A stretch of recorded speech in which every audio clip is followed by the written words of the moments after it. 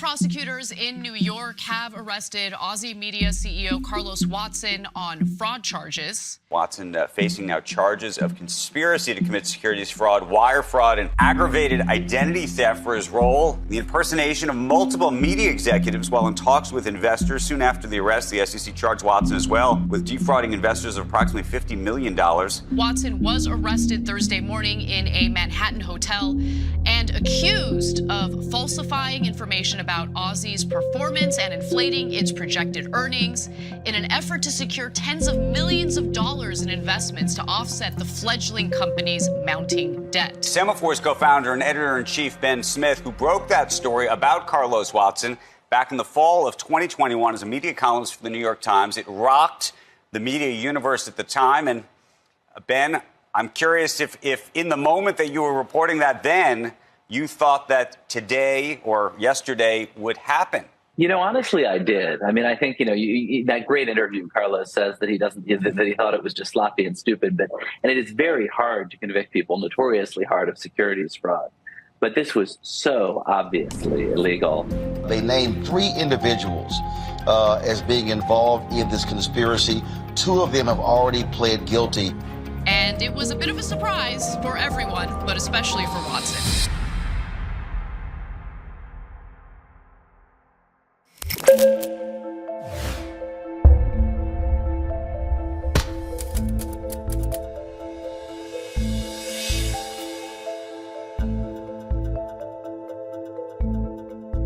I'm Luke Brindle Kim. I run an investigative firm called Quest Research and Investigations, and I'm the lead investigator for Carlos Watson's criminal defense team. So in order to understand this case, you have to go all the way back to the beginning. And I know the timeline of this case. I've looked at the evidence, and there's a lot of evidence. Carlos created Aussie with support from his family based on the vision of his mother, who was battling cancer, but was integral to the beginning days of Aussie. Welcome to the Aussie family. We outside! What's poppin'? What's poppin'? Aussie Media is a multi-platform studio that delivers a diverse and millennial audience. We could just get everybody together. We have family style. Aussie started with bold, colorful newsletters that discovered the new and the next before they were introduced to the world, like AOC, Trevor Noah, Dua Lipa, and 2017 Aussie Genius Award recipient Amanda Gorman. Next up, we launched Aussie Fest, a groundbreaking event that's redefining festivals. And I think our festivals are one of a kind. Some people call it Ted Beats Coachella. We just call it Aussie Fest. Aussie Fest is the coolest thing I've ever seen. We transformed into a TV studio with a slate of scripted, unscripted, and branded entertainment award-winning series. The fastest growing talk show in YouTube history. Over 100 million viewers total. Carlos Watson Show. Oh, look at that. Oprah, Larry, Carlos. But don't take our word for it. You have excellent taste. Ladies and gentlemen, you are watching the Carlos Watson Show. Now, we have loved integrating people into our various TV shows. In fact, the Carlos Watson Show has been a place where folks like Airbnb have loved kind of talking about new travel experiences. I love New Zealand. Discover have talked about kind of financial savvy and the way to manage that. American Family Insurance and their really terrific campaign about dreaming fearlessly. You have great business and you can get to the stage, but you don't have a great show, ain't nobody coming back. Whether you're thinking about selling a broad array of things, I think Aussie is a wonderful channel to do that. Thank you for giving me a little bit of your time, and please email me directly at carlos@aussie.com. That's OZY.com. Thank you for your time. At first, the money that was needed to start Aussie came from a likely place for all small businesses, family. Carlos put his money in. Mother put her money in. Father put his money in. They pooled their resources to create the early version of Aussie. And as Carlos and the Aussie team got more and more successful, they started to attract attention from investors. Because not only was it a quality product, but it was a quality business model.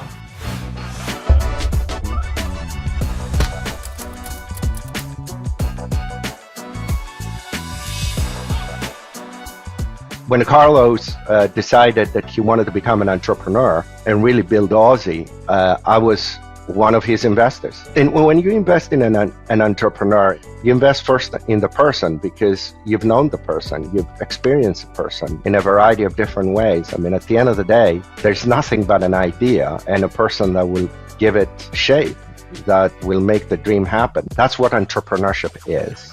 And what we see when we look back at the history of Ozzy is we see Ozzy starting to really have success. It's starting to nail it. It's starting to become part of the conversation. OWN, the Oprah Winfrey Network, and Ozzy are teaming up to produce a one-of-a-kind show that we are really excited about. It's called Black Women Own the Conversation, hosted by Ozzy founder Carlos Watson. The show is saying it all. Black women are owning the conversation. And Carlos is going to be surrounded by an audience of 100 Black women talking about things that matter: relationships, motherhood, our health, beauty, body, soul. It's a show produced by and for Black women. This is the time for it. It's one of the reasons I love OWN Network so much, because it allows us to see ourselves.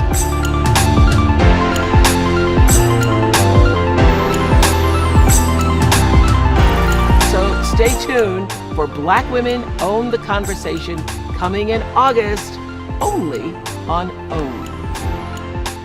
We got to think about the context here of what's going on in the media industry. We've got a lot of turmoil. We've got new media companies like Vice and BuzzFeed. They're desperate to find ways to get their audience connected with content, but they struggle to find content that their audience members really engage with. They had big audiences, but they didn't have big ideas. Investors poured a lot of money into these companies and they expanded quickly, but they grew faster than they could actually generate revenue to support their growth.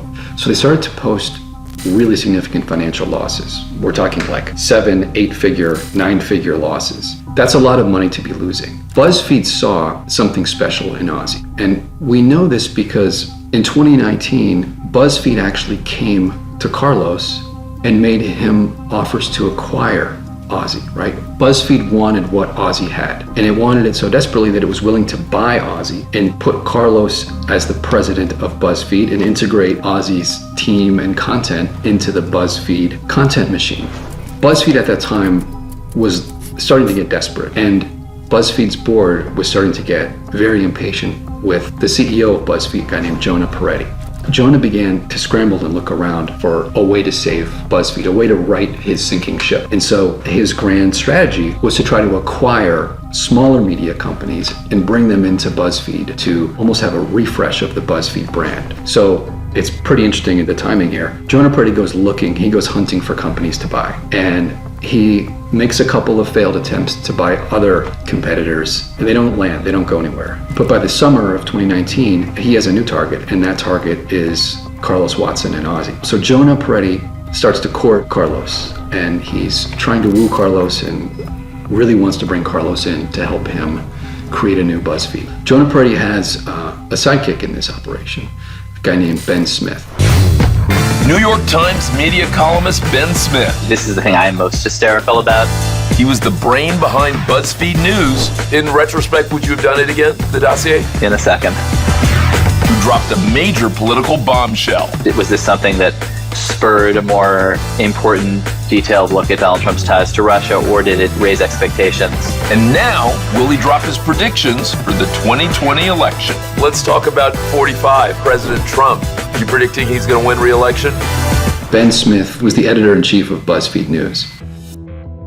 I think it's fair to say that Ben Smith was not just Jonah's sidekick, but he was actually central to BuzzFeed's attempt to acquire Ozzy. He's the one who first connected Carlos and Jonah Peretti. He's the one who set up that first conversation. And throughout the fall of 2019, when Jonah Peretti and Carlos Watson are negotiating the terms for a potential deal, Ben Smith is right in the mix. Ben Smith meets with Carlos.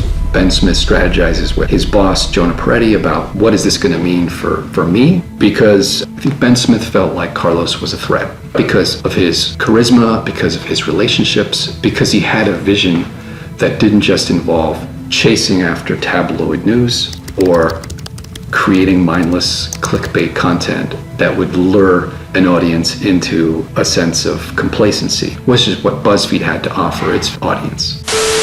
how do we tell people about what we have here that is special? Sounds like now is the time. People do need something different. It is all sacred this year. I'm talking to a sacred woman. Your chat with Carlos Mencia was so honest about cancel culture. It was very difficult. There were, suicidal moments. People need something to want to strive to be, and it doesn't live on like TikTok. We have some dope people coming through. Find a way to make yourself happy. Wake up and go hard. Go above and beyond. Who says we can't have all the good stuff? I love that there are so many older women dating younger men now. Oh my God! Hallelujah. There were so many gems. We're getting together in 20 years. We'll be on Mars. Out of this world! Out of this world! I love that. That's good. Every weekday, we got magic for you. Like, my mind is blown. That needs to be our promo. When companies talk about an acquisition, they have to do due diligence. They have to open up their books to each other and exchange information.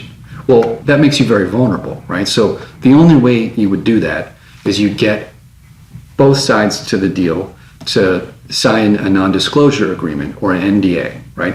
And this says, we're going to show you our books. We're going to let you look around and look under the hood and kick the tires and see what we're really made of. But you've got to promise us that you're not going to use that information for any other purpose other than to evaluate our potential deal. You're not going to go and start a competitor using our trade secrets, using our intellectual property. You're not going to go and blab about the finances of our company to our competitors. We trust you. It's about building a relationship of trust so that you can negotiate a fair price for the deal. I mean, Carlos is not an idiot. Carlos is no dummy. Carlos came out of Goldman Sachs and he put together deals like this. He knows the ins and outs of how a business negotiation is structured. And so he was very careful. Outside counsel, lawyers, drafted a non-disclosure agreement. Both BuzzFeed and Ozzy signed that non-disclosure agreement, and that signed NDA allowed for a free flow of information back and forth between Ozzy and BuzzFeed. So BuzzFeed offered to buy Ozzy for $225 million. Carlos said no. BuzzFeed came back up to its offer. Carlos said no. BuzzFeed came back again. Carlos said no. Ultimately, BuzzFeed offered $300 million to acquire Ozzy, but Carlos turned them down.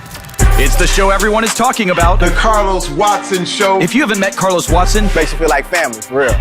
Agreed. You're already late for the party. You keep wanting to go back for more and more and more. Yeah. A lineup you won't see anywhere else. I'm impressed by the people he invited on the show. We're just hanging out. It's okay. I can relate to that person. But like, you're easy to talk to. It's been fun. YouTube's fastest growing talk show. The only show. 5 days a week, you can't beat that. The #1 show. Well, bring the whole fam. Hello there, I am Tabitha Brown, honey, and don't you miss me on the Carlos Watson Show. Available on YouTube and Amazon Prime. Jonah liked what he saw. He liked what he saw so much that he wanted to put Carlos in as the president of a combined BuzzFeed Ozzy merged entity. He wanted to have Carlos generate TV shows for BuzzFeed. Carlos, on the other hand, wasn't as impressed at what he saw when BuzzFeed opened up its books.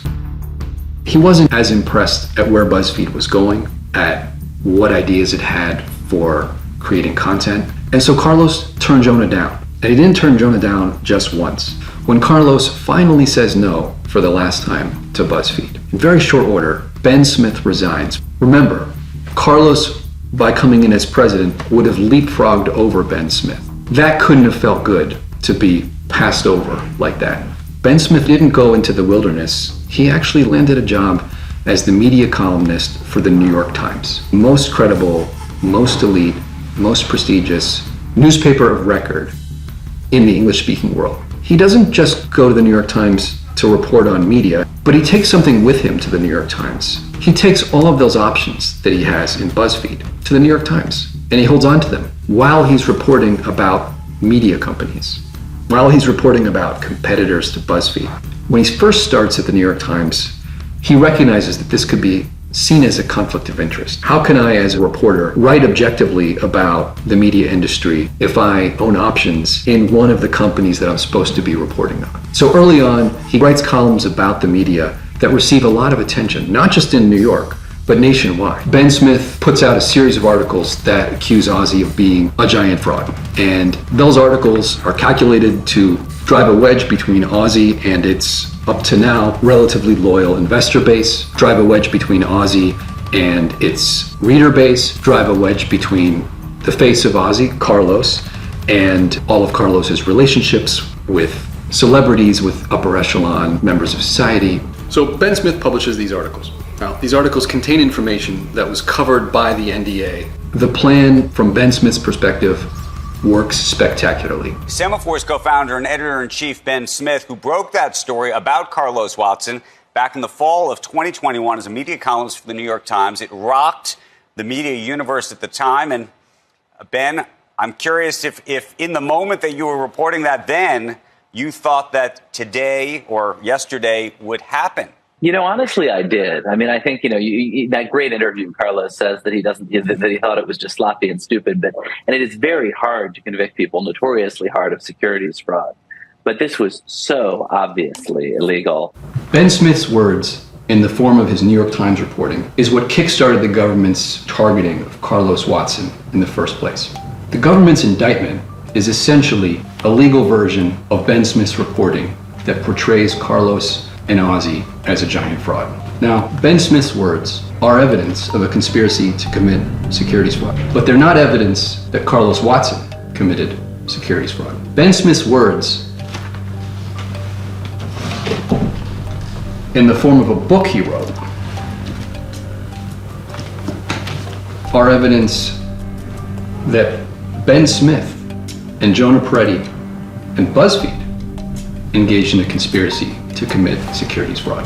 They worked together to give false information to investors, to trick investors, to get investors to put money into BuzzFeed on false pretenses.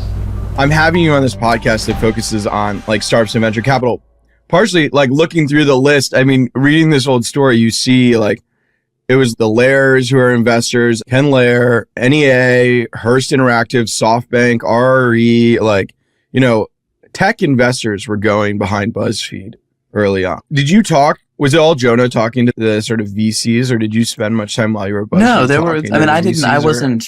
I was around in some of those conversations when we went out and pitched Andreessen Horowitz in 2012. I was certainly in those meetings, although I was a political journalist who'd been totally immersed in that. I had no idea about. I mean, I didn't know anything about the media business, much less about the sort of second order financial elements. I'd been totally focused on the reporting. But I do think it's interesting because, in retrospect, and as I've written this book, and there was a chapter that went around, we'll talk about later, about, our retrospectively just unbelievably dumb decision not to sell the company.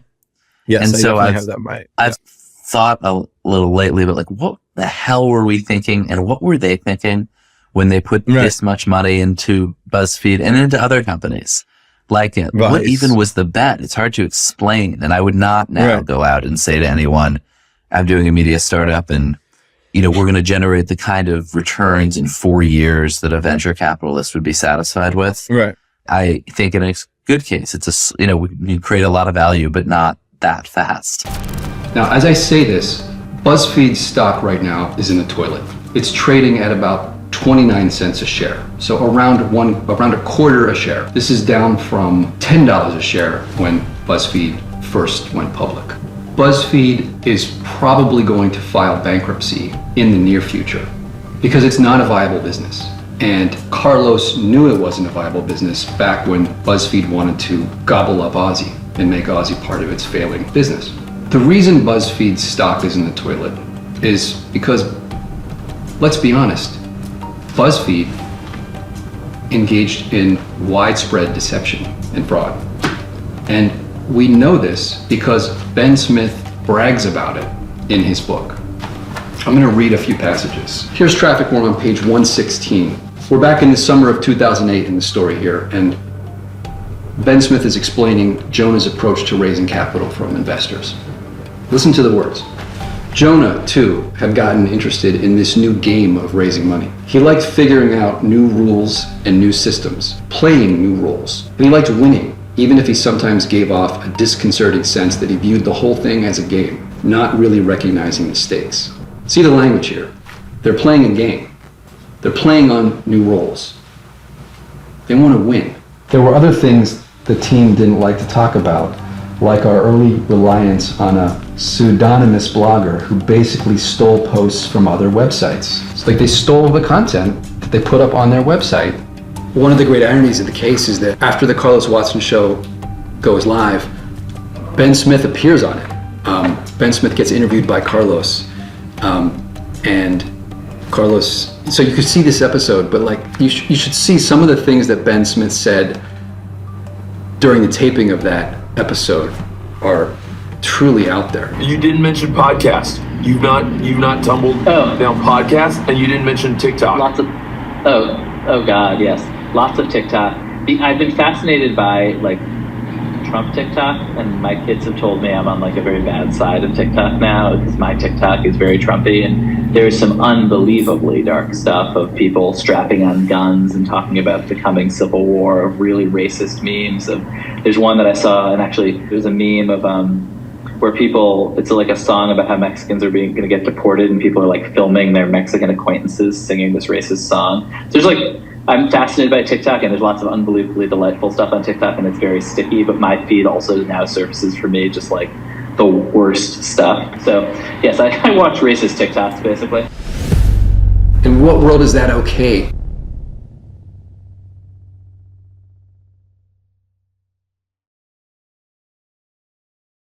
It boggles the mind how the government's entire case came out of such a conflicted, crooked reporting job. And we're not allowed to talk about that in court. Don't let the jury hear that. It doesn't make sense. The government doesn't want a fair fight here. The government doesn't want to acknowledge Carlos as a human being. The government would rather the jury thinks of Carlos as a con man who ran a criminal organization. The government doesn't want Carlos to be able to talk about race, something so obvious that's a factor in his case. The government doesn't even want Carlos to remain free before the trial starts. Before the trial started, Aussie media realized that Ben Smith and BuzzFeed stole Aussie's valuable intellectual property, despite being under a non-disclosure obligation.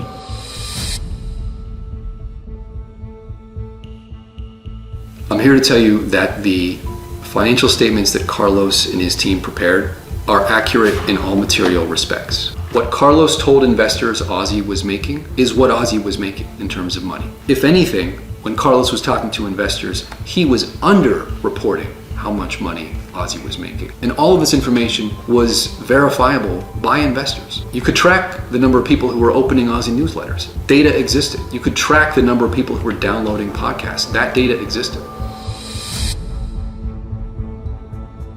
The government quotes an email from a former Aussie finance official accusing Carlos and Samir of forging a contract.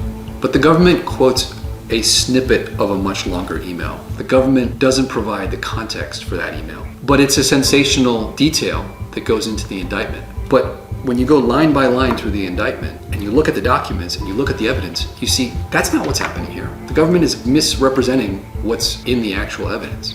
Just because the government says you did something doesn't mean you did it.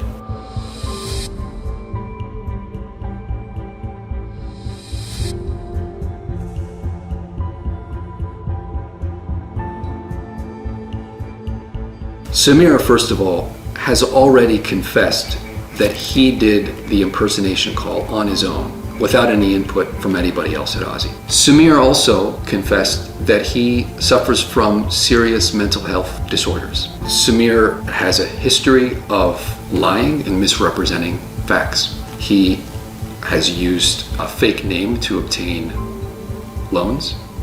He's not the person that you want to rest all your chips on if you're the government.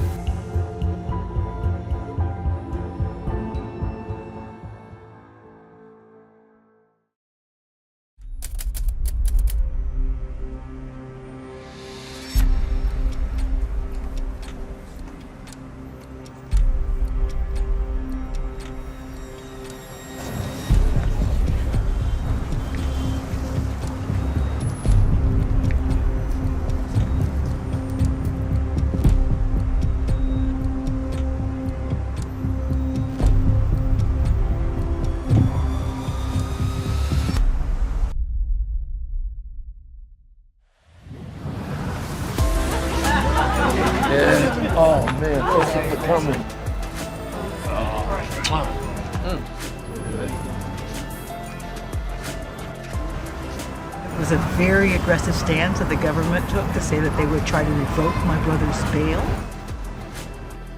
If the government had been successful in yanking Carlos's bail and putting him back behind bars, it's likely that we wouldn't be able to see Carlos for a very long time, because he's facing 37 years in prison if convicted. And this whole thing is crazy. It's crazy. It's crazy that I'm here. It's crazy that anyone's here. That some prosecutors in Brooklyn can indict someone all the way out in California. That these white prosecutors can decide to partner up with my competitor to try and take my company and to try and take my freedom. I'm so grateful to have Ron and to have my family. I know God is looking out for me. You are almighty. You are worthy, dear God. Trust you, dear God. Yes. We ask, Holy Spirit, go before us, dear God. Protect his body, his mind, and his soul. Yes, in the name of Jesus, God, for justice. We thank you, dear God, that your word says you will never leave us or forsake us. The battle is yours, dear God. We praise you and thank you. I know that I'm not the only one going through this. I know that, unfortunately, this happens to a lot of us. People just don't always talk about it. They don't always have the support to talk about it and to fight back. And I really do hope that I get a chance to go home, not just because I want to go home, but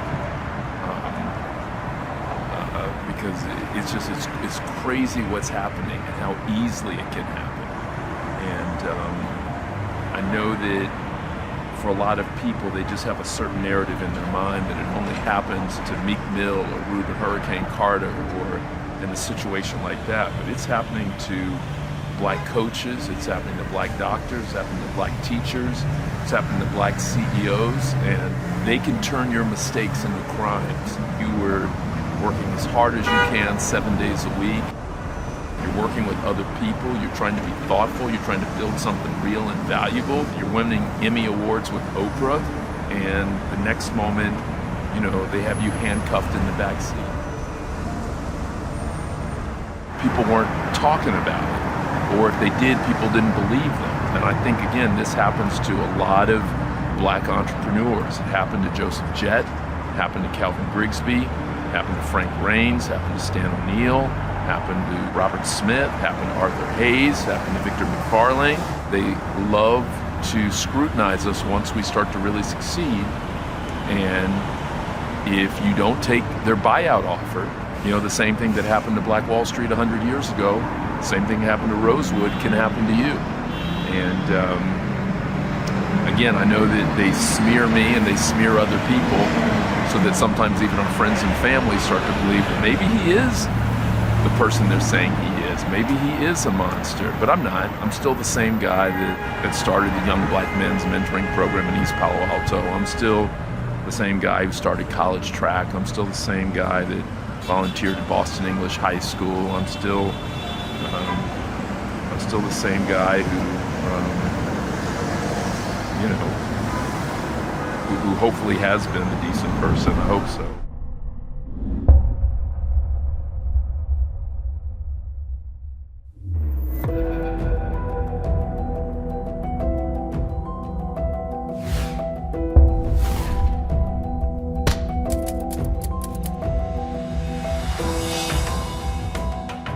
The decision that goes into how I decide a case is complex and multivariate. I really have a soft spot when I think that people are being treated unfairly in the criminal justice system.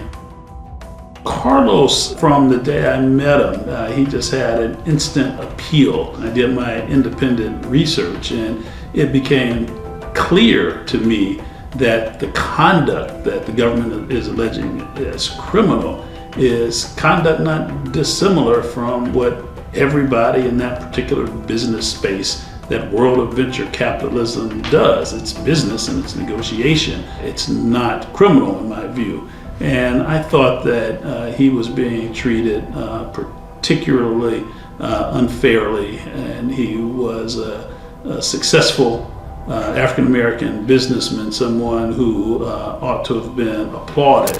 Carlos is a remarkable man.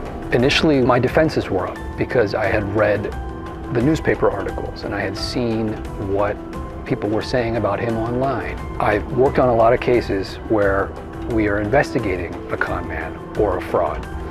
And so I was hyper vigilant about when Carlos presented himself, trying to get a sense of, is he telling me the whole truth here? Is everything that he's saying, does it make sense? Does it pass the smell test?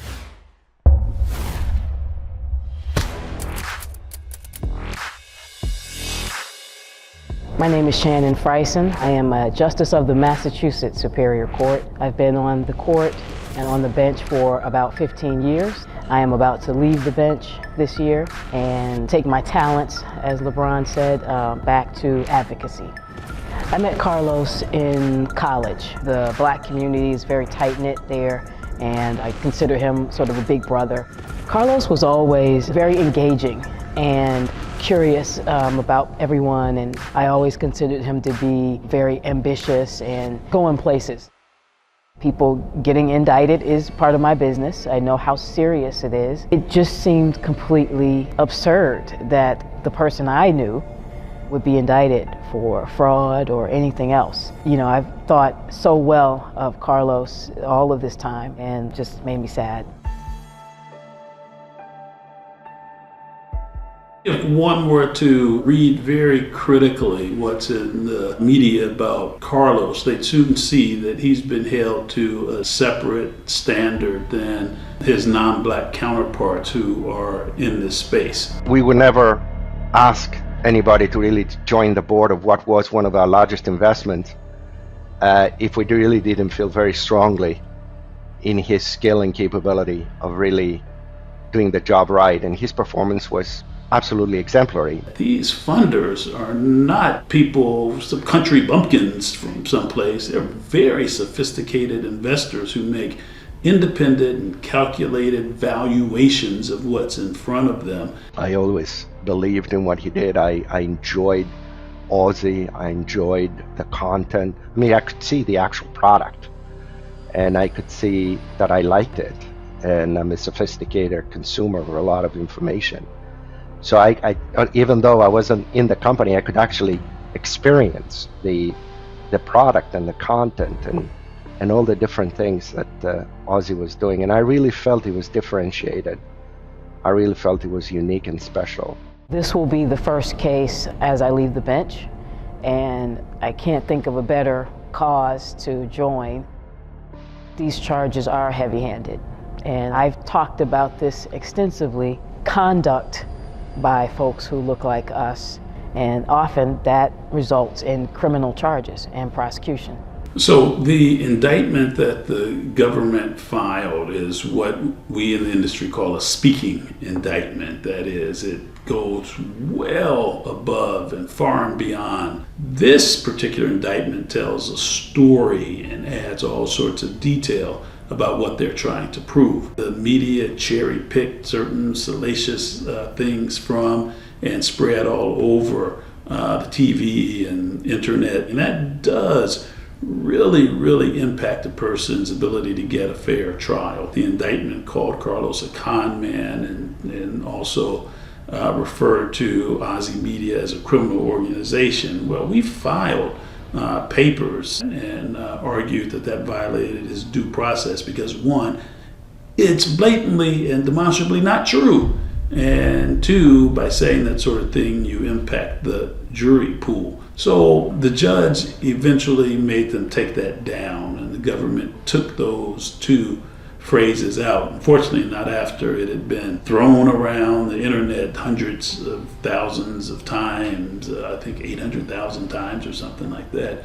But, the judge said, no, this is not a criminal organization. It was an operating organization, and there's no evidence that Carlos Watson was a con man. So a rare win for the good guys. The judge agreed with us. This is the sort of thing that may well have prejudiced his right to a fair trial.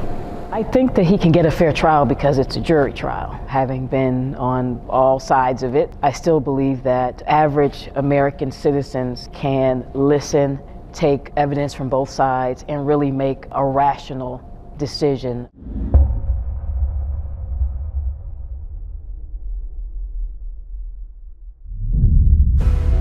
The one thing I would say is the call to action to young people in this country, particularly minorities, is serve jury duty. The great thing is that you don't have to do anything to initiate this. You're going to be called upon by the state at some point to do this civic duty and self-selecting out of jury duty, not believing in the system and therefore not wanting to participate. Jurors are pretty honest about that feeling when they talk to the judge. It would probably be a wonderful public service idea to go into African American communities and have organized gatherings that talk about the importance of jury duty. There is a fundamental inconsistency that exists. One is that we do as a community rightly complain about over-incarceration, over-conviction of African Americans. But on the other hand, there's a norm that, we don't like to be on a jury. And those two things compete, because if you're not on the jury, then there's nothing you can do about these massive conviction rates. When you conduct investigations into fraud, you tend to see patterns. And the patterns that you look for in fraud cases were not present here with Carlos. So one of the key indicators that you're dealing with a fraud is that the person at the center of the fraud, the con man, if you will usually extract large sums of money from the scheme, and then to take it and to use it for your own purposes. So that could be to fund your lavish lifestyle, to buy fancy cars, to buy a yacht, to buy homes. I don't see any of that in Carlos's case. Rarely does the government indict a company when the claim is that the head of the company is essentially the alter ego of the company. So if the CEO of the New York Times is alleged to have done something, they're not going to indict the New York Times as well. So it makes utterly no sense whatsoever that the company is still in this case. This is not a charade. There was substance behind Ozzy.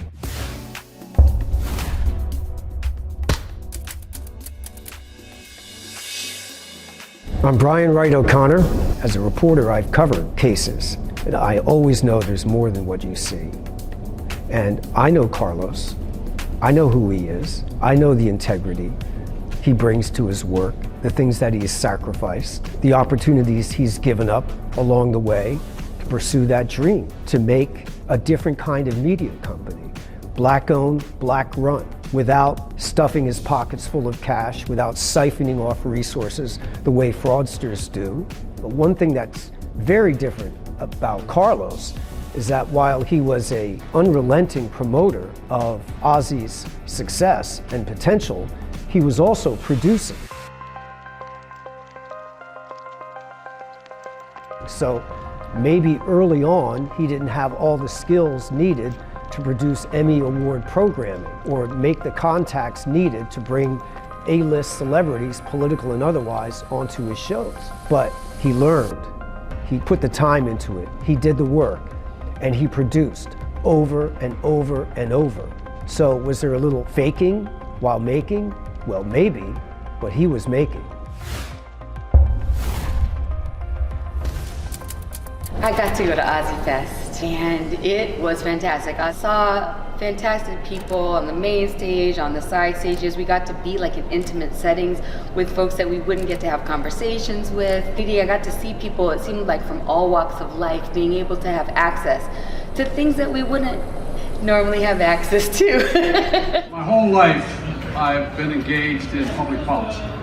I got elected when I was 29 years old. I got involved in the civil rights movement when I was in high school, and I'm worried about the direction of the country. My focus now, our focus now, is to get a Democratic Congress elected in 2018. Ozzy Media was a working corporation and a very successful one as new startup organizations go. Also, one unmistakable characteristic in fraud cases is that the person takes money out of the organization.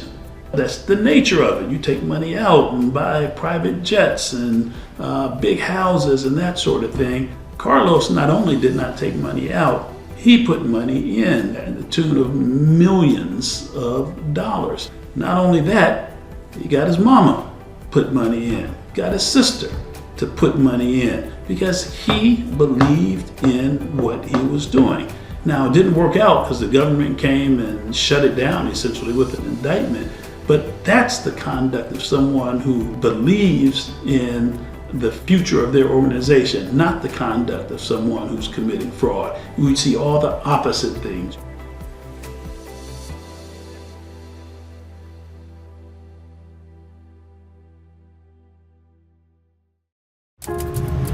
I moved my parents out here from Miami in the early 2000s, right after we sold our first company, and I knew she liked it because we came here and it was kind of quiet and peaceful and warm, but also there were a lot of older folks doing Tai Chi in the morning, and I think she liked that about it. And she really liked, she was just beginning to write. She was writing books, and I knew she wanted a place that had a patio where she could go sit outside and write a little bit and think. And she found a church here that she liked, Abundant Life, and one of her little sisters was here. So she really liked this area. This was a good area for her. It had good energy and just a sunny place. But I would come back, I would probably say, a good 3 or 4 times a year. And then when she got sick in 2012, I had to kind of very abruptly move back because it was very aggressive, late stage cancer. She had kidney cancer, which had unfortunately spread. And so I came back here to take care of her, and we were obviously scared to death. They originally thought that she'd only have a couple of months, and we were going to every doctor we could to try and get a second, third, fourth opinion. So we'd go to UCSF, we'd go to Kaiser, we went to doctors everywhere we could go. And about a month into being here, we were sitting at Stanford Hospital, and they now have those things where they have these big signs and they say, Rose Watson, here to see Dr. Srinivas, it's going to be 17 more minutes or whatever it is, almost like the train station. And I remember we were sitting in there waiting for her turn, and I remember she looked at me and she said, you're too young to be in doctor's offices all the time. We've got to get you busy. And when my mom said that, she didn't mean let's think about it for a year or two. She meant on the way home, let's go by Office Depot, let's get a whiteboard, let's start planning, let's start thinking, let's make something good happen. And lo and behold, we did that, and what came out of that was the idea for Ozzy.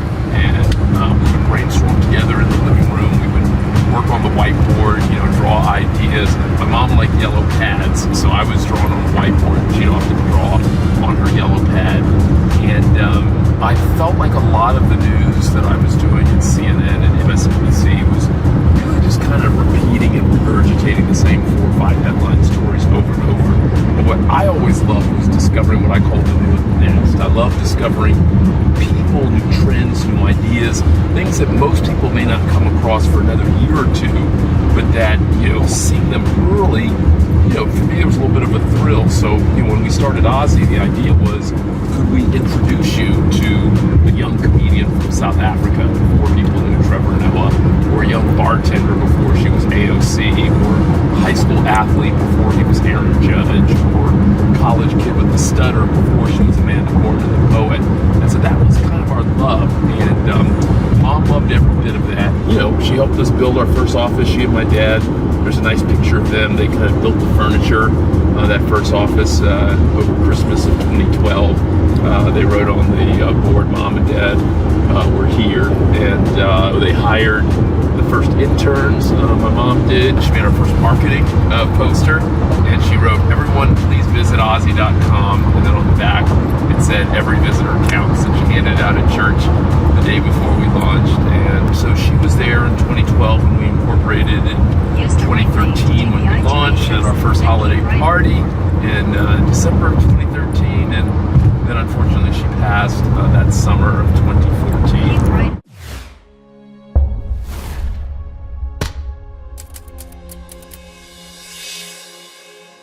I'm Herman Hamilton, pastor of New Beginnings Community Church, the Bay Area, which is a remarkable congregation, super diverse across ethnicity and class and political affiliation. Whatever way you want to think of diversity, this church is it. Carlos's mom, Miss Rose, was a rose. She was fantastic. She was one of the founding partners. I used to be the teaching pastor of a church called Abundant Life, and MBCC was born out of that. You know, Miss Watson was just one of those individuals that was an angel. You were around her, you were drawn in. She was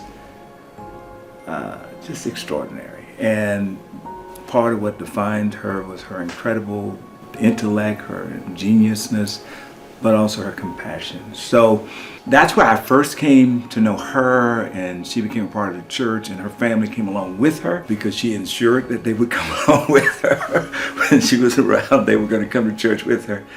And then she got sick, and I had the privilege of being a part of her pastoral care.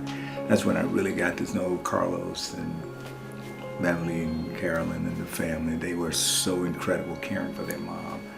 And we just walked that journey all the way through until she went to be with the Lord. And the family continued to stay connected to the church, and we had a unique bond just because we connected in that season.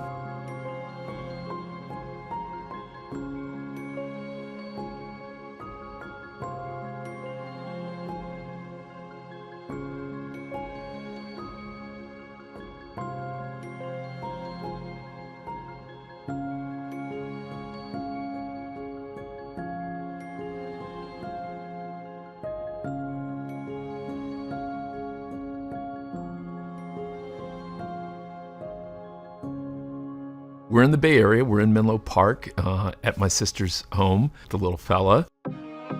So my dad's the original Carlos Watson. He likes to say that I'm a renter, that I don't own my name, that I'm just renting the spot. He's Carlos Watson Sr.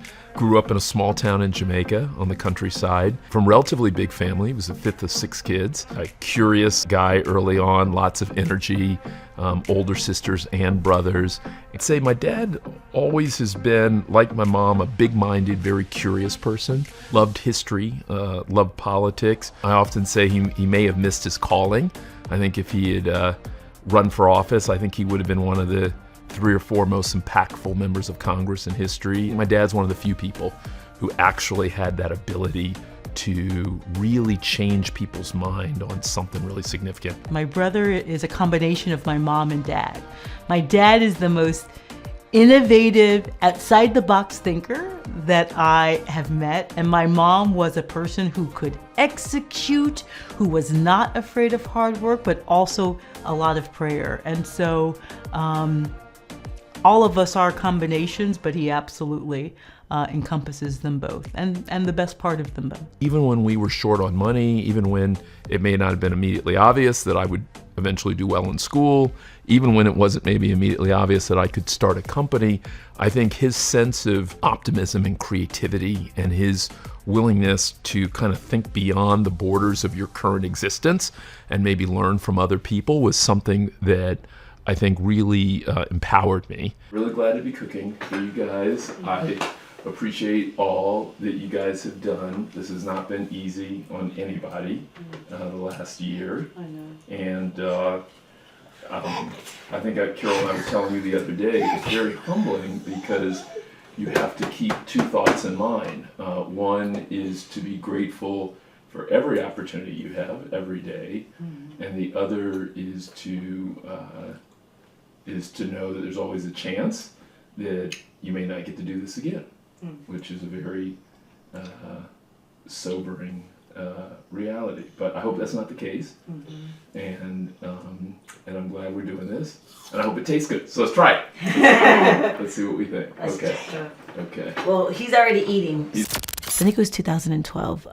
Mom had gotten sick, unfortunately, with stage 4 kidney cancer. He made the decision to take care of her. It was easy to make a decision for somebody who just gave her life for us. And so Carlos was just like, okay, Mom, I'm there, right? And So he came back to California to help take care of her and to help her with her treatment. Carlos thought of Ozzy at my mom's kitchen table.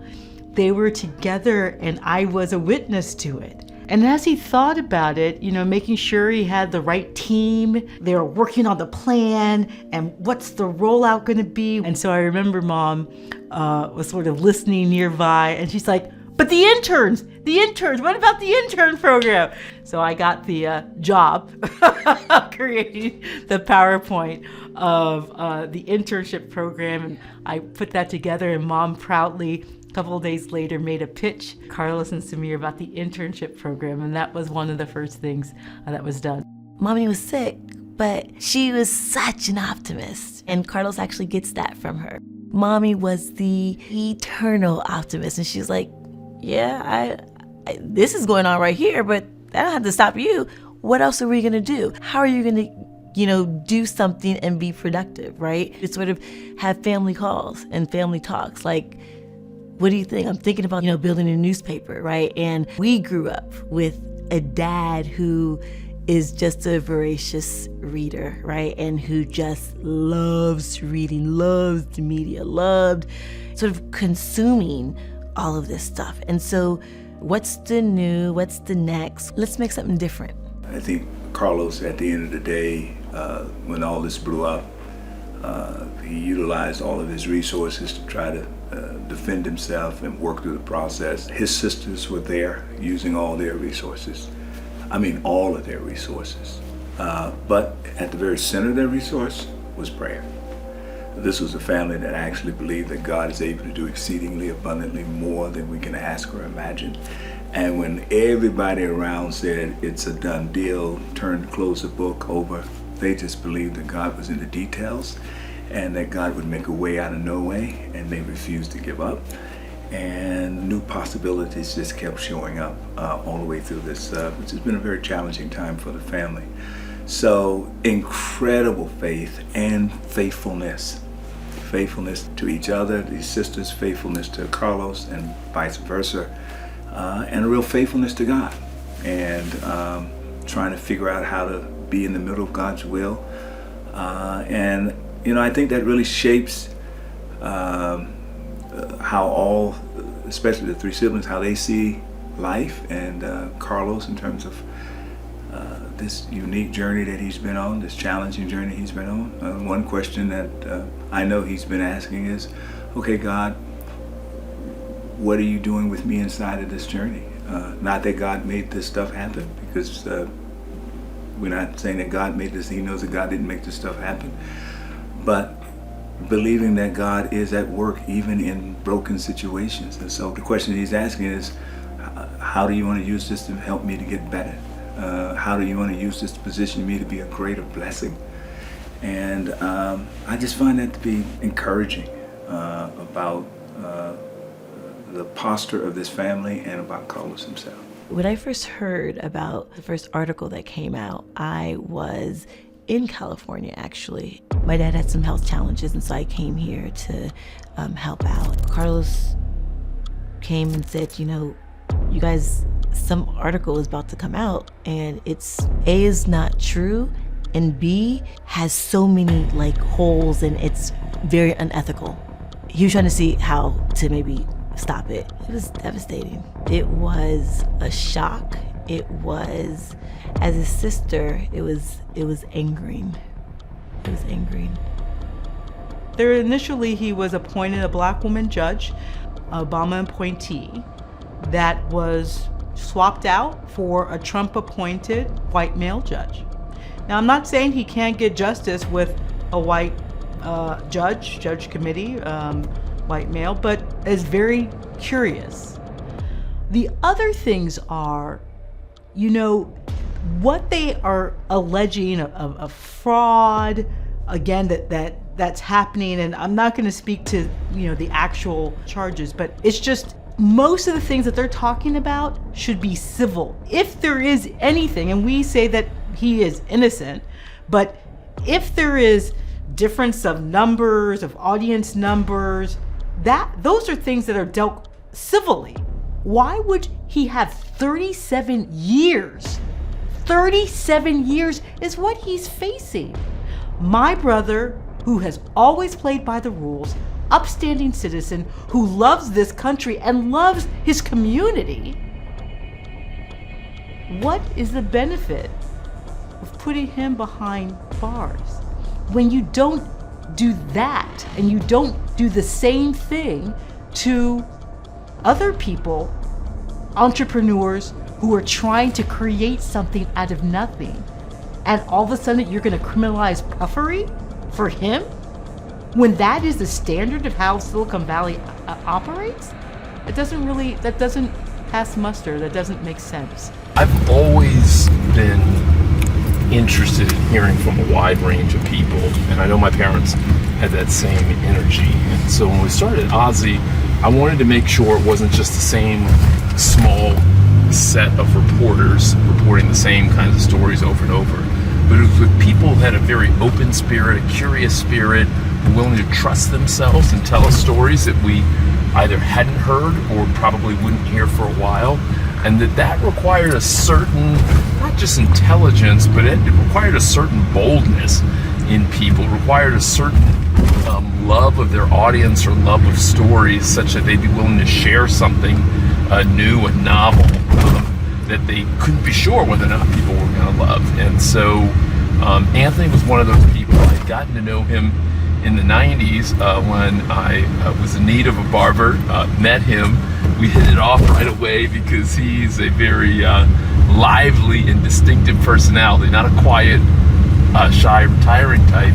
And as I got to know him, I came to learn that he had grown up in tough circumstances in Dallas to kind of a very young teenage mom, teenage father, and he couldn't read for most of his life. Couldn't read till he was in his mid-20s. Got lost trying to find one of his kids' classrooms, and finally began to get some help in really learning how to read. And it took him probably still another decade. And he said something beautiful. He said that he didn't really want to do much reading of other people's books until he could write a book of his own. So I think he read maybe 1 or 2 books, and then said he wasn't going to read another book until it was a book he had written. And so when you would come into Anthony's barbershop in the late 90s and 2000s, he would hand you these short stories that he had written. And back in those days, people enjoyed barbershops because they wanted to read a magazine, you wanted to read Sports Illustrated or People or Essence or Ebony or what have you. But here was Anthony handing you his work, and it was good, and it was striking. I just think about him as someone whose talent is off the chart, and someone who I think helped make Ozzy as rich and smart and global and distinctive as it was the opportunity to bring a wide array of people from an Anthony Hamilton to a Condoleezza Rice. Anthony, in many ways, is still working with me to this day. Not necessarily writing. Ozzy's obviously on a pause right now while we fight this hostile attack from the government and our competitors. But he's remained encouraging. He's remained positive. Hundreds of black men and women ended up writing a letter to Attorney General Merrick Garland, asking him to look into the white prosecutors in my case and their record of targeting black and brown people 90% of the time. And Anthony came from California to one of the first interim hearings. They call them status hearings. And I was really grateful for that. No one wants to do that. I honestly don't want anyone to have to do that. But, I'm grateful that he did. And he's been a good friend. And actually, he'll tell you about a lot of people kind of warned him that maybe he shouldn't come. That does happen to a lot of people who are indicted, that even those who've been closest to you, even those who've known you for decades, people whose kids you took to college, people who you've advised along the way, people you hired, people who you went to court for, sometimes to your heartache and heartbreak, you will find that they're not able to stand by you, and that it can be very easy for them to believe It can be very easy for them to believe, the government's, fictional narrative on you. Hey, man. Hey, buddy, how you doing? Good. Normally I'd be seeing you today in person. Hey, I enjoy those times that you come in unexpected. That's a very nice way of you to say it. I appreciate it. I cleaned it up, right? You wrote something powerful on Ozzy about your relationship with one of your sons, Todrick. Todrick is a beautiful singer, is a really kind of thoughtful leader, one of YouTube's biggest stars.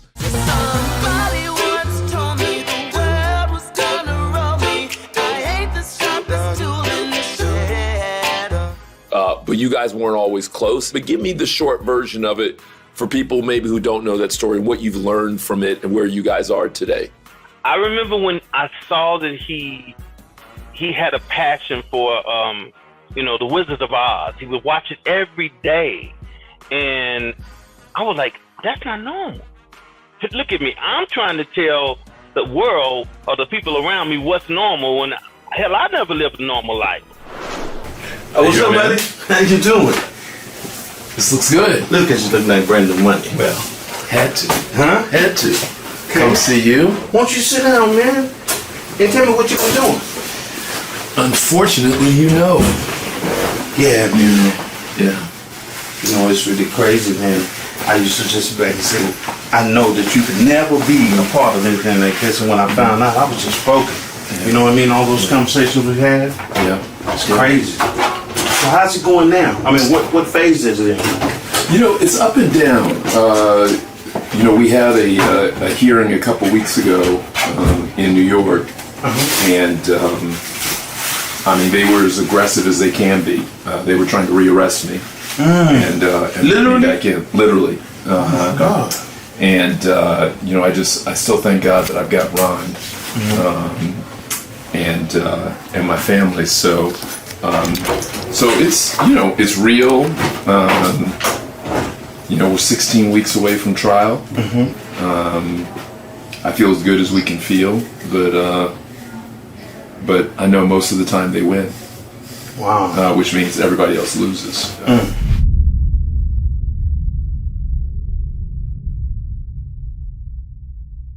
Well, look, brother, I didn't no way want you to lose. I've been down for you for a long time. Almost as long as you've been down for me. Do you remember what I was doing when I first met you? When I said, hey man, let me let you read this. Huh? I love that because everybody else came in the barbershops expecting to get a chance to read a magazine or two. Right. And you one-upped it. You made it even better. I want to write for you, though. I was going to say, you had original work. Yeah. I wrote a poem. Yeah. And remember, you had the worst sight. You remember that? You remember you would just take the paper and just rub it up against your face. You were so blind. I couldn't see. See. That was a few years before I had your eyes were on zero. I told you when I went, the most frightening time for me was when it was so surreal. You always hear about it, you see it on TV, but when the judge came in and everybody stood up, right? Yep. And when he said, ladies and gentlemen, the United States of America versus Carlos Watson. God, he brought chills to me. I felt like I was going to cry because, I know what we've been through. I love you. I'm going to miss you, man. Not miss you like you're going to jail, but I'm going to miss you every time you leave. Because I never know if it's going to be my last time. Yeah. That's one of the weird things these days, too, as it gets closer, which is you have to wonder, was that my last Christmas? Right. Was that my last Thanksgiving? Right. Will that be the last time I see one of my aunts?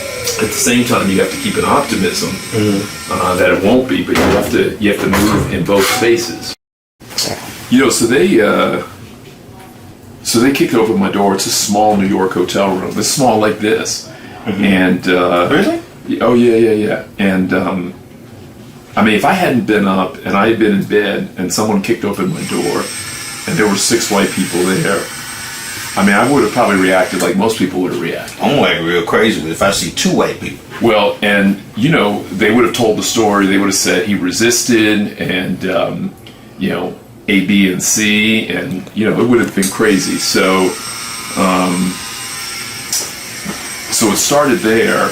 And then, you know, and then they started playing all sorts of games. They switched my judge.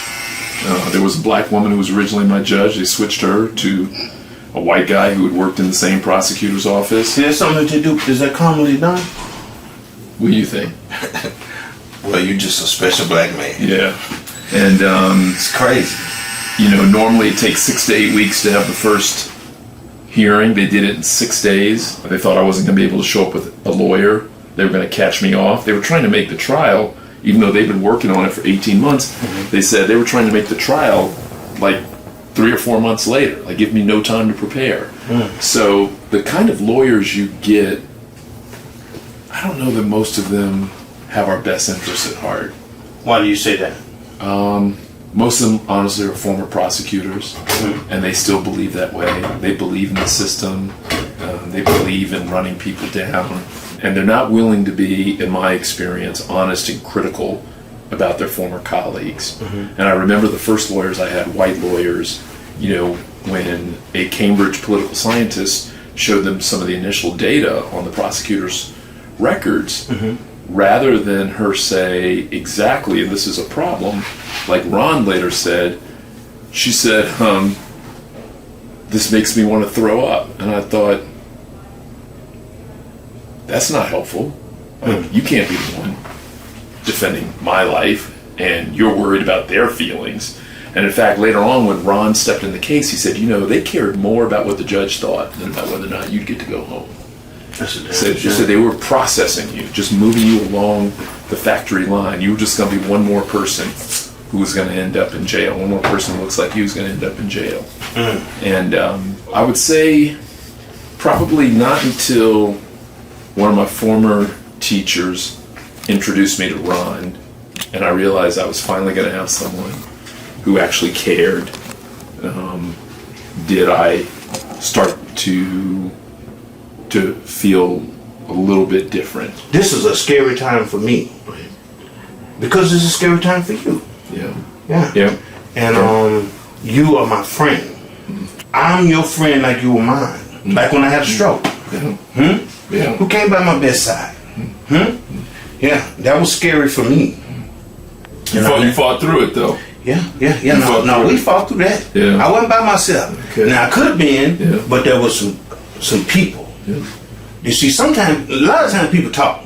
I'm your friend. I'm your friend. I'm your friend. Carlos Watson came to my bedside, right? And you told me everything was gonna be all right. It's just been one hell of a ride, because I don't know nobody in Texas who did this, but you did it for me, brother. And it was I couldn't speak, you know, and I never forget, you know, sometimes you come by and you take care of things for me, and I love you for that. How did you go about it? Did you write every night? It seemed like every waking moment. I had 2 of my children with me, and I would just holler out like, "Victorious!"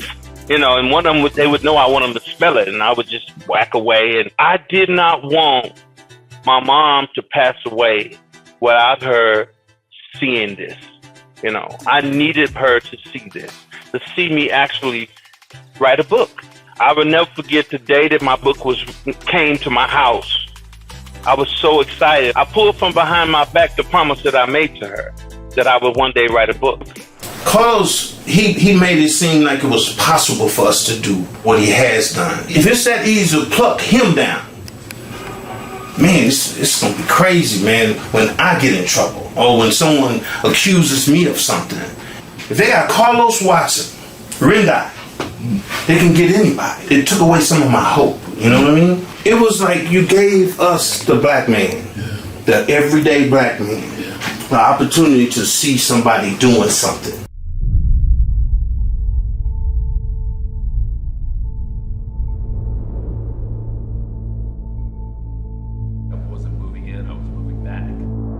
Coming up next tonight, Eye on America. We'll be taking you to the most dangerous neighborhood in the country. these children live in a city so dangerous, the superintendent of schools made a shocking proposal. Buy burial insurance for every child in town. Yes, it is painful. But it's a painful reality. He was shot right here, and he died. It was a 14-year-old boy. He died. This is the most dangerous neighborhood in America. Not Washington, D.C. or Detroit or Los Angeles, but a small California town, East Palo Alto.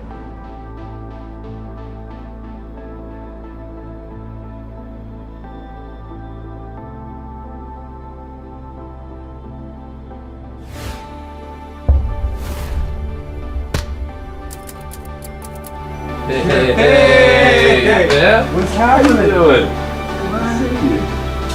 Good to see you Oh, too. man, you're all grown up. I mean, Oh, man, I have not seen you. I know. For how long? For over like 20 probably years. 20 years. Yeah. I really enjoyed that program with you guys. You guys Yeah, like gave me good. It gave me good energy to be around you guys on those Saturday mornings. it was crazy because like I think those Saturday mornings, we used to look forward to that.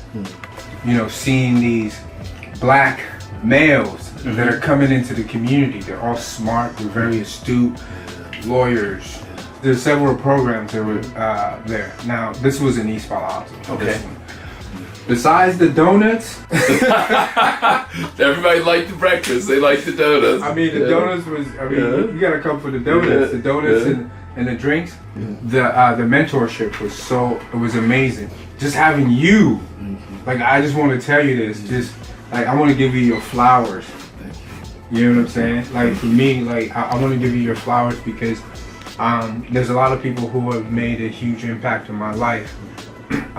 And I wanna be able to say thank you. You are like the superhero to me. You know what I mean? Like still, like I want you to know that from here to here because you impacted so many people. Sometimes like you don't know just that little thing that you do. I talk about the donuts to be funny and stuff like that, but I think once you step into people's lives, you never know that energy that you just kind of like gives them just that push. And then from there they can just navigate and figure out and move forward. And I want to thank you for that. You know, it really means a lot to me. And I think like I took that, like I'm like, yo, you know, there's people like Carlos that can do that. Of course. Let's go. Yeah. You know, they say your eyes are one of the most important sensory organs. You can't be something that you can't see. So when we see that, I'm like, it's possible. Yeah. You know? Well, I enjoyed it because I found all of you guys were smart and alive. I wanted to be a part of hopefully expanding how you guys were able to see the world and think about the world. And I didn't want people to put more limits on you guys that didn't need to be there. Well, East Palo Alto was an interesting place at that time because it was undergoing shifts. Silicon Valley hadn't fully boomed, and there was more violence there than there had been in a long time. It was briefly, I think, the murder capital of the country. There was a remember point that. Remember that? Oh, I cut through it. Yeah. Man, I was cutting, I swear, it had to have been like 2 or 3 people dying a week. I've cut so many people for funerals. I felt like I was dying. And I was saying to Anthony, I think one of the gifts that he gives to people in the shop, I think there are a lot of people who come in and to have them walk out of here feeling like someone saw them, I think is a generous thing.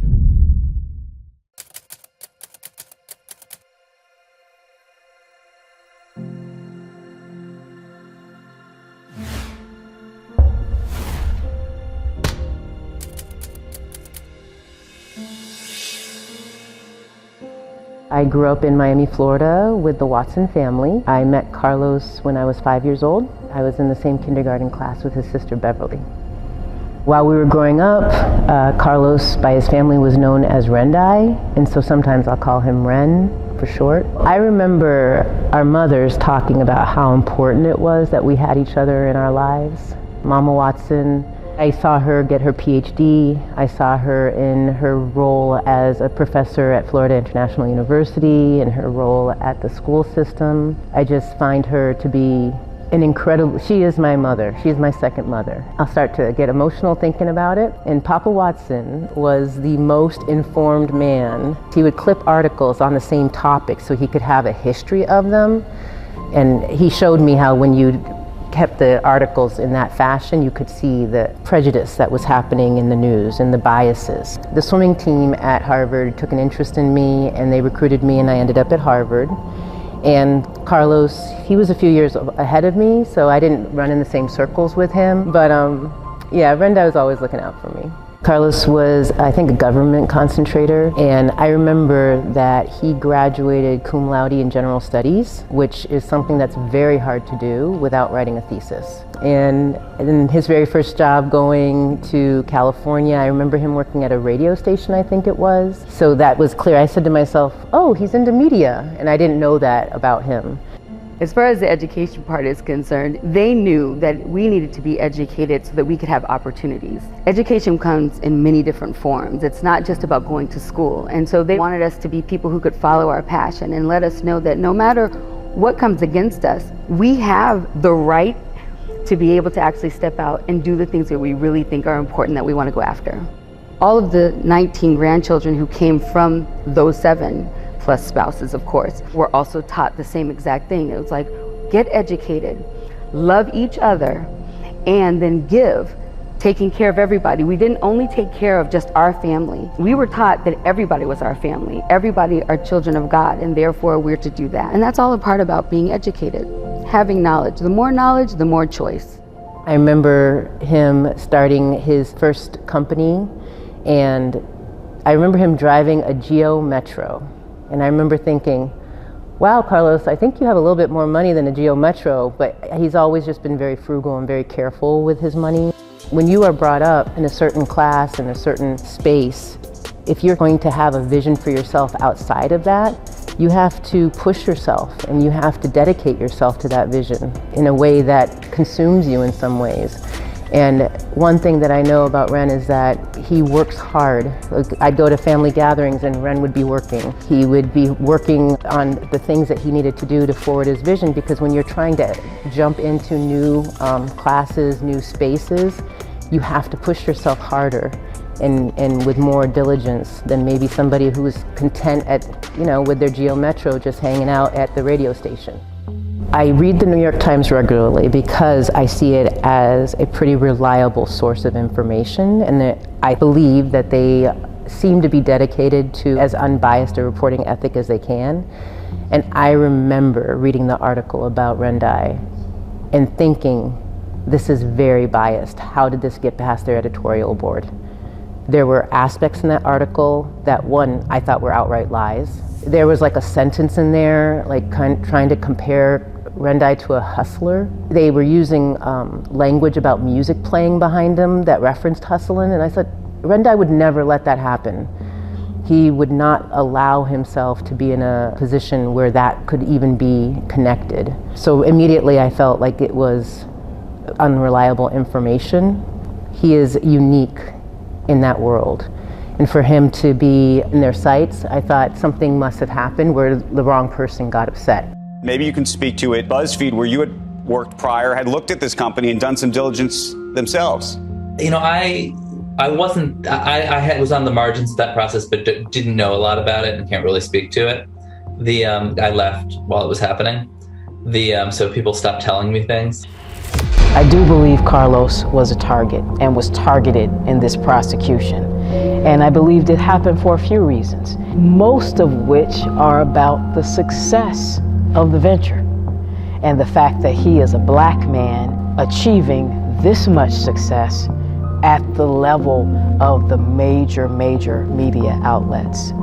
And winning in that space and being black was a problem. And that caused the initial tension that began this case. So once there is even a hint of wrongdoing on the part of a black person, a black professional, a black entrepreneur, it can be the string that takes down the whole dress. That is certainly, I think, purposeful, and it has a sort of flavor about it when the person is black. I was sitting in my kitchen after having fetched the papers from out front, and I looked at the front page, and there was a story about Carlos and Ozzy, and I read it with great interest.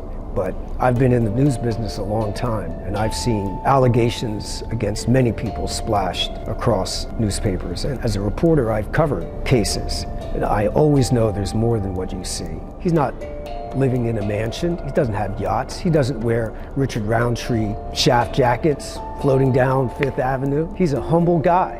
Having the leg up of degrees does not mean that you are automatically accepted into the club. It's still true that African American entrepreneurs have to vastly outperform their peers to get half the credit. If you ask them, it would not trouble their conscience at all. If you stop them and said, hey, hang on a second, you are charging this guy with that. He doesn't even live in Brooklyn, he's in California. You're not only charging him, you're charging his company. But here in Brooklyn, you've got BuzzFeed, you've got Vice. They may not be wrong by $5 or $10 million. They're literally wrong by billions of dollars. And they've said it themselves. And you're not even charging them. You know what they would say? We got him. That's what you focused on. Black men are not allowed to be successful in certain areas. And Silicon Valley is not something that I've seen a lot of black men be successful in. When I think about what Carlos was trying to do with starting his business in the Silicon Valley, I figured he must have had support from people because there's a lot of money in that area. And if you can find people who can back you, that's amazing. When Carlos promoted Ozzy with his smile, his personality, his charisma, that confidence is part of the art of persuasion, the art of the deal. That doesn't mean that he was doing anything illegal. The people were intimidated, I think, in part by his brilliance and his ability and what he could accomplish. He was more than willing, as he had to attract the kind of money to fulfill his vision, to project that confidence. This was not fraud, it was substance. He had real clients, real contracts. He produced real products. He wasn't enriching himself. There was substance behind everything he did. I think they'll find that Carlos was the real deal. The case against Carlos Watson looks pretty bad. I was reading it for the first time, thinking that the evidence here is very strong. They're piling on charge after charge after charge. You've got a fake phone call, you've got an impersonation, you've got false financial statements, you've got investors who claim that they were misled, you've got forged contracts. It looked like they were throwing the book at him. He was putting money back into the enterprise. So the government's case seems to be an overreach. You learn to question the allegations, but the application of justice itself when the defendant or the supposed target is white. So we tried to do that with respect to the prosecutors in Carlos's case. Look at their role at each stage of a prosecution. And we ended up analyzing, in short, anytime they appeared in court on behalf of the United States, and we analyzed the race of each defendant. 50% of the defendants were black. In the article I wrote, the prosecutorial bias allegations put forth by the government that they are pursuing this case based in part on a belief that African Americans commit white-collar crime and other sorts of violations at a higher rate than whites. It's a presupposition that calls into question the whole notion of equal justice under law and innocent until proven guilty. The likelihood of a black defendant being before a black judge is very low. Certainly for Massachusetts, that is the case. Federally, that is the case. And I would venture to say in most states, that is the case. The lack of diversity on the bench is an issue that also affects cases and the path of cases and the treatment of defendants as well. So it's pretty unlikely that as a black defendant, you're in front of a black judge.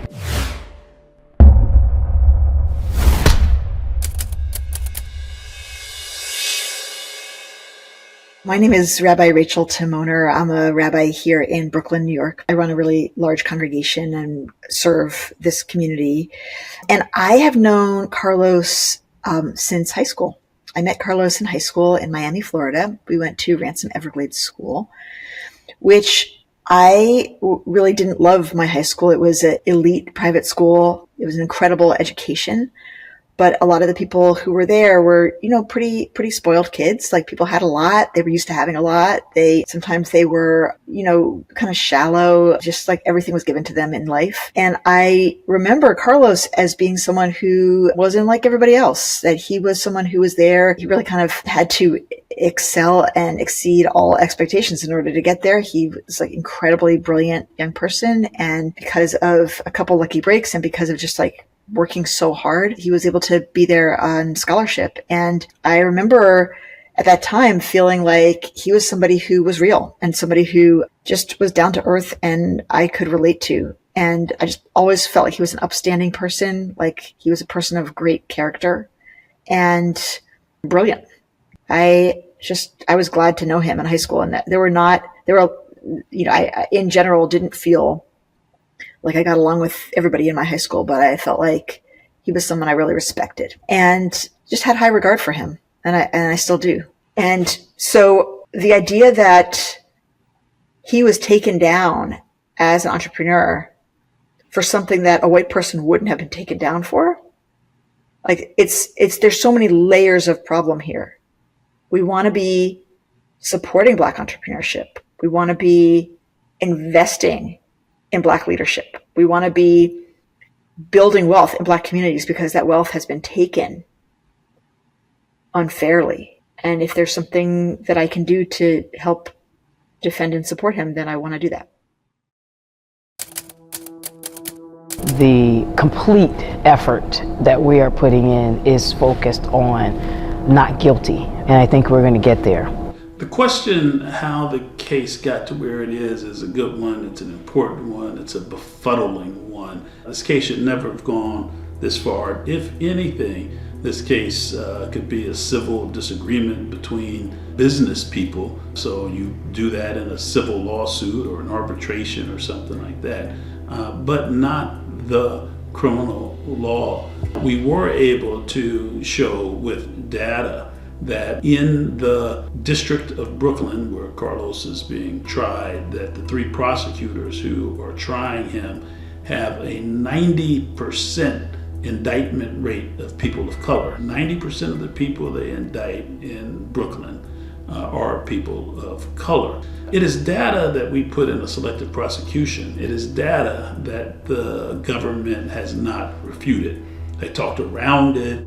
I think the numbers are even more daunting than 90% success rate. I think the government wins between 96 and 98% of the federal cases that they take to trial. That may be true, so my name is on all of those 2% then where we win. So that doesn't slow me down or scare me. I've won way more than I've lost in federal criminal cases. So yeah, the odds are against us, but good criminal defense lawyers are odd busters. So we don't let that slow us down at all. That's why we have defense attorneys. It's kind of like, firefighters. Most people run away from a fire.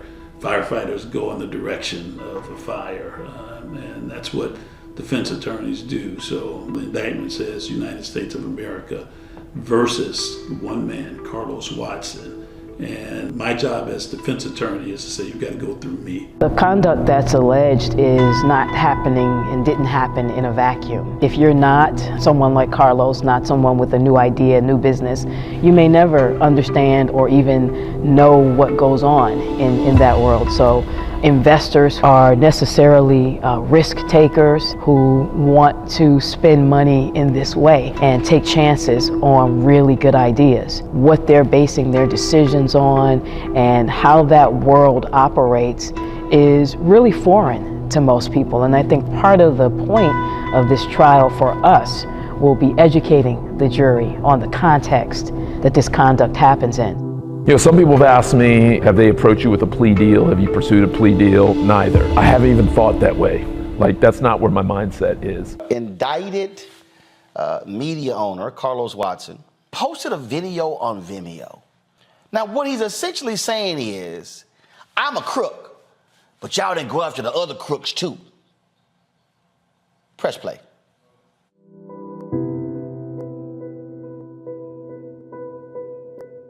Hi, I'm Carlos Watson, the founder and CEO of Ozzy. Some of you may know my story, some of you may not. It has been a very tough several months, very, very tough. It's been humbling in the extreme. I want everyone to know that as difficult as this is, I intend to fight. I intend to fight with everything I have. And I intend to do it for a couple of reasons. One, because I'm innocent. And two, because I know that what's happening to me doesn't only happen to me. Sadly, it's happening to lots of people all the time, often in quiet. Sometimes people of color are warned not to think too big, that the color of your skin will limit what you can hope to accomplish. But my family and I refuse to believe that. I had an itch to create a different kind of news and media platform because I know that media often shapes not just what we think and see, but how we live and how we treat each other. We wanted to change how people saw the world because we know that if you see more, in fact, you might be more and do more. But as I began to build Ozzy, I confronted a stark reality.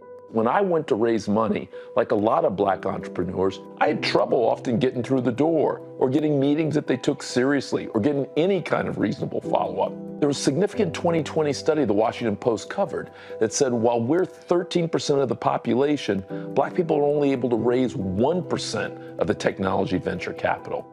Thankfully, as a family, we put everything we had, we liquidated our savings, and we made one payroll after another. But the story doesn't necessarily have a smooth ending. In fact, those of you who know my story know that it doesn't. Like a lot of other new media companies, we also at times embrace the fake it till you make it ethos. When you look at companies like Vice, not only did they embrace fake it till you make it, they made that their mantra. Wired magazine wrote a story that talked about how Shane Smith and Vice lied about content, about their audience, about their financials. They even lied about who their investors were.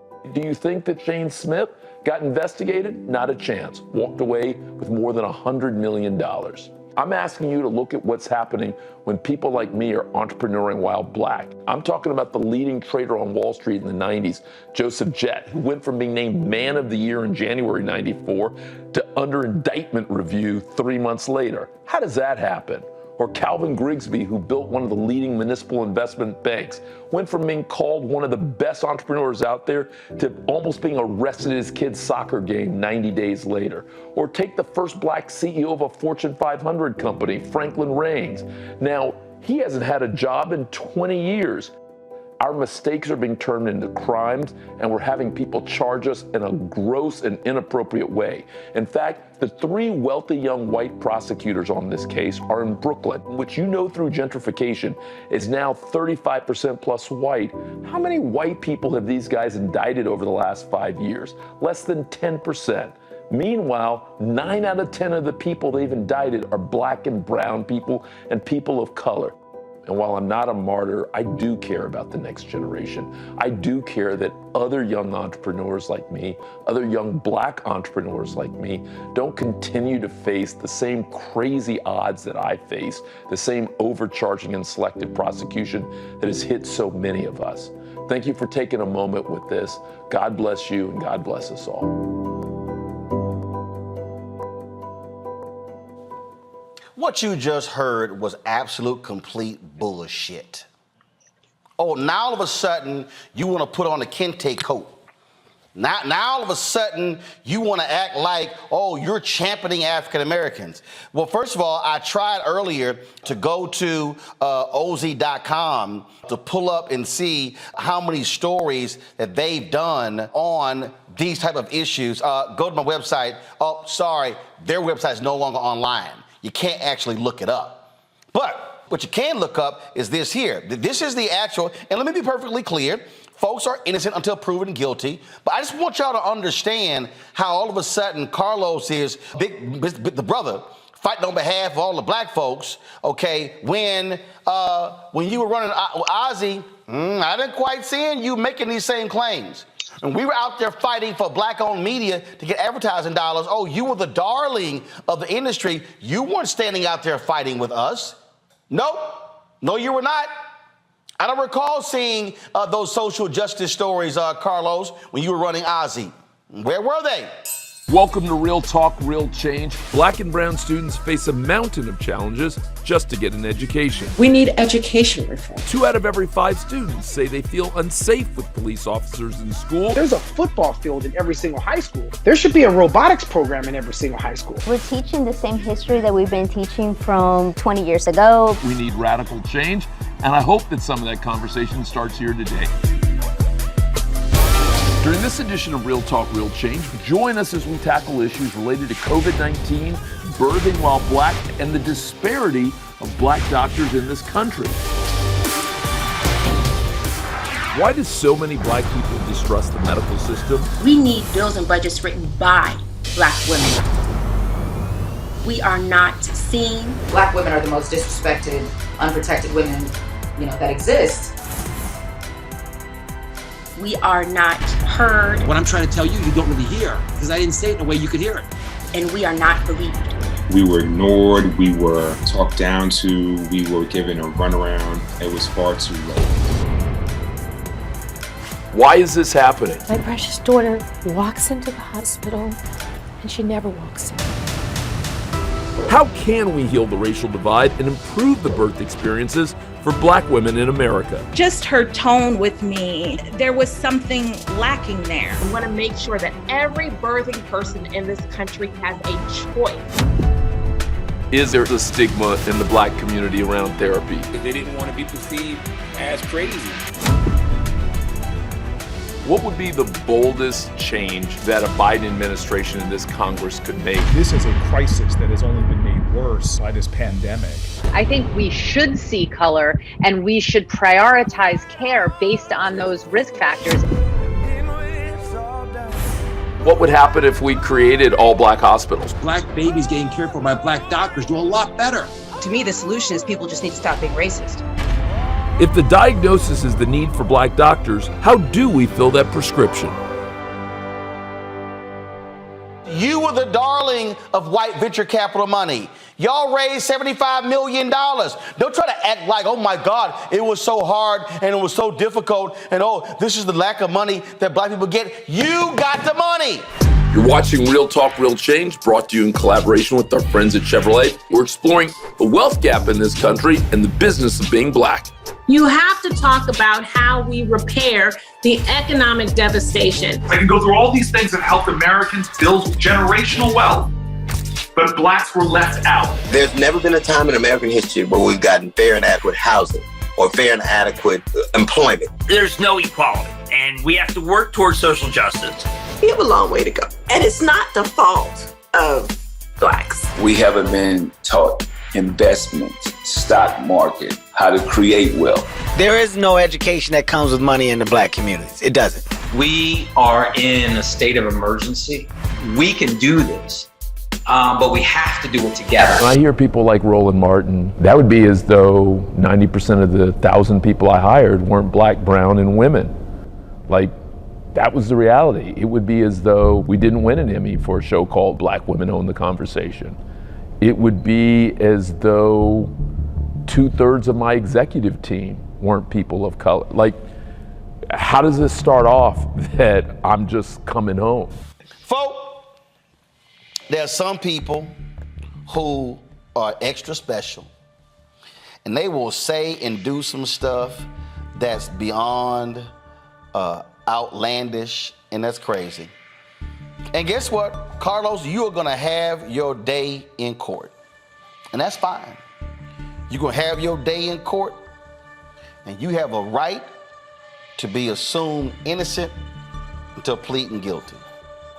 But what's not gonna happen is if you think for a second, I'm going to sit here and see you send this video. I mean, he been emailing people all day, y'all. Now, I didn't get one of the emails from him, but I got the email from somebody else. I mean, Roland, you tried to get a job with me, right? Like real talk, right? I still have the emails from you.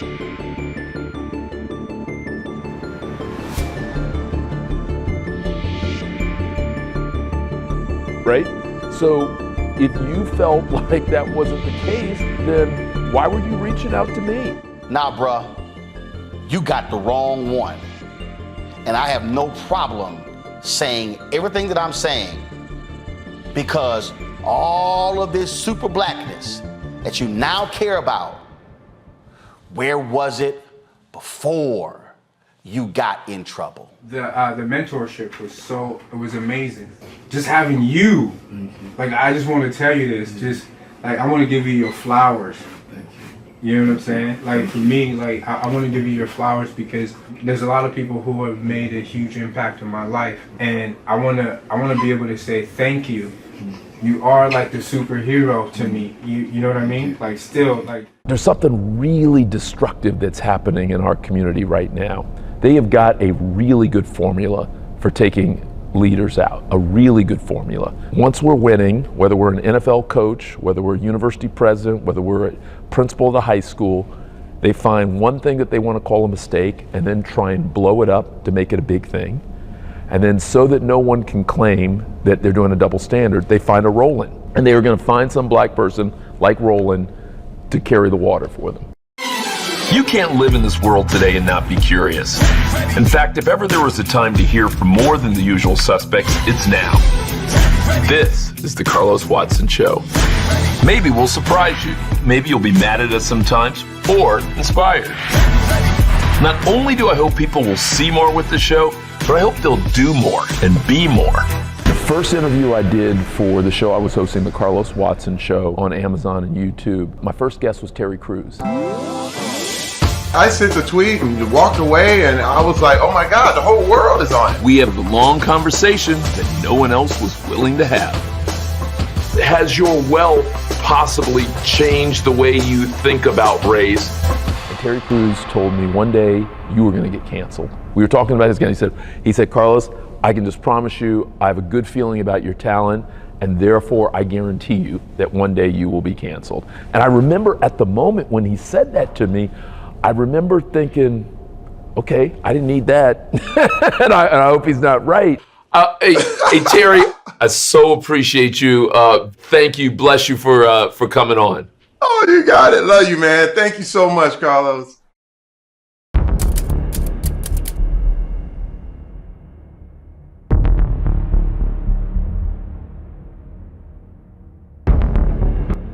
I don't think that throwing Carlos in jail serves really any purpose. The general goals of prison or jail, that type of sentence, are deterrence, rehabilitation, taking the person out of society if they're committing acts that are dangerous. In this situation, the world really loses out. It's hard to describe Carlos and what all he's done and put together. It's so huge and it's so much, and it's pretty fascinating. I don't think of Carlos going to jail that often, so the idea of it is very upsetting.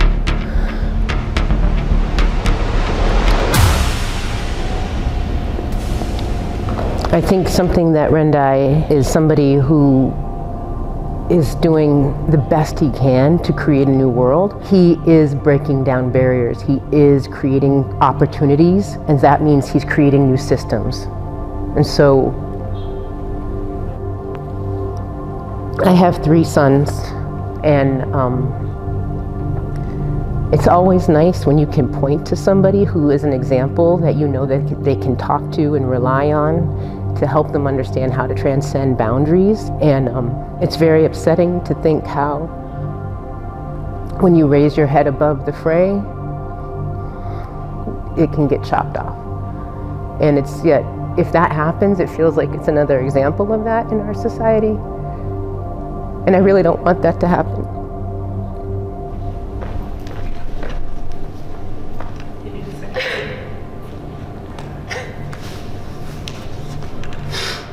Our society is out of whack.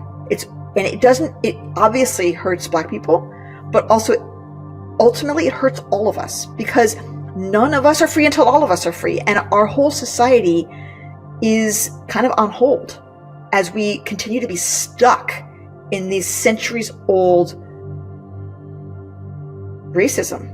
In Judaism, one of the core ideas we have is that you're not defined by the worst thing you ever did. that every person has a pure soul. I'm very thankful that God gave me Renda as my cousin. I'm very angry that these people have decided to come after him and Ozzy. It doesn't make any sense to me. Logically, literally, I look at it for my own self because I believe strongly in justice. I believe in doing the right thing. And so I'm not looking at it blindly and just saying, I'm looking at it and saying, why are you doing this? Carlos's image can absolutely be restored. That is part of why these types of investigations, once they become known to the public, and indictments, whether there's a conviction at all, this is part of the reason they are so damaging to a person's life, is the damage to your reputation. It is a cloud of, well, did he do something wrong to attain this? And I think that lingers before and during a trial. Sometimes what allows you to fight is when you just get the text and he's in the middle of his battle, right? So it's not like he has time to be thinking about me. He needs to be thinking about himself because he's fighting for his life while I'm fighting for mine. But we're fighting together because we're gonna live. No matter what, we're gonna live. You may think you're going to knock us down, but you will never kill us. We will always live. We shall live and not die forever and ever. God is our source. He is our strength. We stand in him. We trust him. You can't kill us.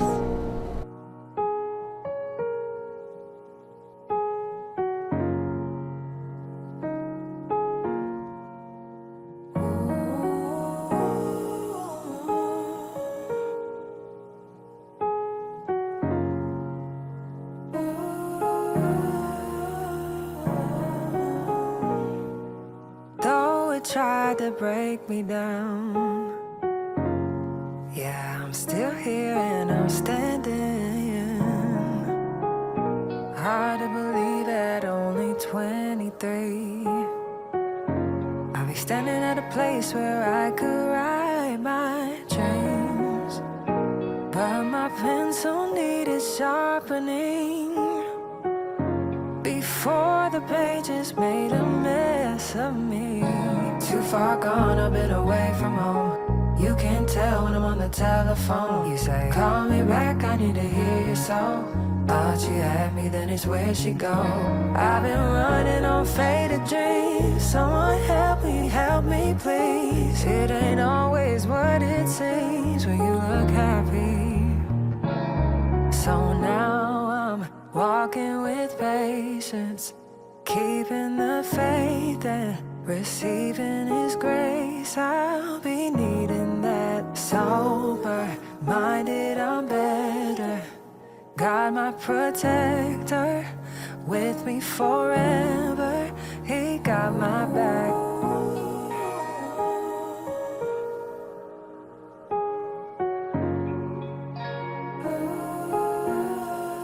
He got my back.